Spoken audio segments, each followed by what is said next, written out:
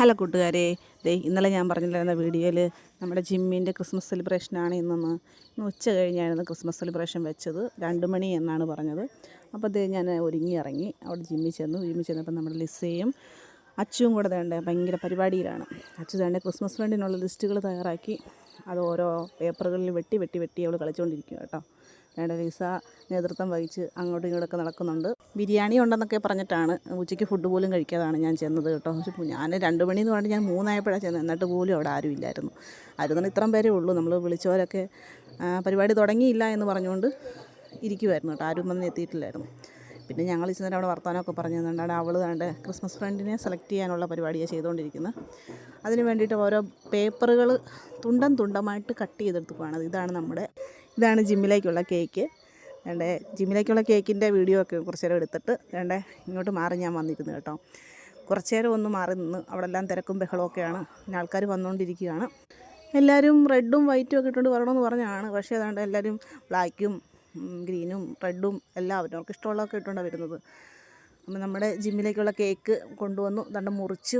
നമ്മുടെ സോനുവാണ് മുറിച്ചത്. സോനു അവിടുത്തെ ട്രെയിനറാണ്. സോനുവാണ് കേക്ക് മുറിക്കുന്നത്. എന്നിട്ട് അവിടെ സീനിയറായിട്ടുള്ളൊരാൾക്കാണ് ആദ്യം തന്നെ കേക്ക് മുറിച്ച് കൊടുക്കുന്നത്. കേക്ക് മുറിച്ചിട്ട് ചേട്ടനെ വിളിച്ചു. അപ്പോൾ ആദ്യം ആർക്കാണ് കൊടുക്കണമെന്നൊരു കൺഫ്യൂഷൻ ഉണ്ടായിരുന്നു എല്ലാവർക്കും. കേക്ക് മുറിച്ചിട്ട് ആദ്യം ചേട്ടനെ വിളിച്ച്, നമ്മുടെ സീനിയറായിട്ടുള്ള ചേട്ടനാണ്. ചേട്ടനെ വിളിച്ചിട്ട് ആർക്ക് കൊടുക്കും അത് ചോദിച്ചുകൊണ്ടിരിക്കുവാണ്. വാന്ന് പറഞ്ഞു. പിന്നെ ചേട്ടൻ്റെ വായിലേക്ക് വെച്ച് കൊടുക്കുവാണ്. അപ്പോൾ ആ ചേട്ടനും പ്രതീക്ഷയില്ല കേട്ടോ, ചേട്ടനത് കേക്ക് കിട്ടുമെന്നുള്ളത് കേട്ടോ, ആദ്യം തന്നെ കിട്ടുമെന്നുള്ളത്. പുള്ളി അത് വാങ്ങിച്ച് കഴിച്ചു. തിരിച്ചങ്ങോട്ടും കൊടുത്തു. ഹാപ്പി ക്രിസ്മസ് ഒക്കെ പറഞ്ഞു. പിന്നെ പുള്ളിയെ കൊണ്ട് തന്നെ ബാക്കിയുള്ള കേക്കുകളെല്ലാം കട്ട് ചെയ്യിപ്പിച്ച്. അപ്പോൾ ആൾക്ക് ഭയങ്കര സന്തോഷമായി. ക്രിസ്മസ് ഫ്രണ്ട് ആ ചേട്ടനെ തന്നെയാണ് ഫസ്റ്റ് വിളിച്ചിട്ട് ലിസ്റ്റ് ഇടിപ്പിച്ചത് കേട്ടോ. അപ്പോൾ ആദ്യം തന്നെ ചേട്ടൻ അങ്ങോട്ട് കൊടുത്തു. അപ്പം പുള്ളിക്ക് തന്നെ ഒരു സന്തോഷമായി. പിന്നെ ഈ ഒരു ആളുടെ ഗിഫ്റ്റ് എന്ന് പറഞ്ഞാൽ ഒരു ഡിഫറൻ്റ് ആയിരുന്നു കേട്ടോ. ഒരു ചെടിയാണ് ആൾ വാങ്ങിച്ചുകൊണ്ട് പോകുന്നത്. ഞങ്ങളൊക്കെ ഓരോരുത്തർ കേക്കും കപ്പ് ഗ്ലാസ് ജാറ് പിന്നെ ഫോട്ടോ ഫ്രെയിം അങ്ങനെയൊക്കെ വാട്ടർ ബോട്ടിൽ അങ്ങനെയൊക്കെ ഓരോരുത്തർ പല ഇതാണ് വാങ്ങിച്ചുകൊണ്ട് പോകുന്നത്. ചിലർ പ്രോട്ടീൻ പൗഡർ വാങ്ങിച്ചു കൊടുത്തു. അപ്പോൾ അതൊരു പ്രത്യേകതയുള്ള ഒരു ഗിഫ്റ്റായിരുന്നു കേട്ടോ. അങ്ങനെ ജിമ്മിലെ ക്രിസ്മസ് കേക്ക് മുറി കഴിഞ്ഞു. അതുപോലെ ക്രിസ്മസ് ഫ്രണ്ടിനെ സെലക്ട് ചെയ്ത് അത് കൊടുക്കുകയും കഴിഞ്ഞു. അടുത്തെന്ന് പറഞ്ഞത് നമ്മളുടെ ഒരു ടാസ്ക് ആയിരുന്നു കേട്ടോ. ഇതുപോലെ ചെറിയ മുതൽ വലുത് വരെയുള്ള ഡമ്പലുകൾ നിരത്തി വെച്ചിട്ട് അത് ഇങ്ങനെ ഹോൾഡ് ചെയ്ത് അപ്പുറത്തേക്ക് ഇടുക. അതാണ് ആ ഒരു ടാസ്ക്.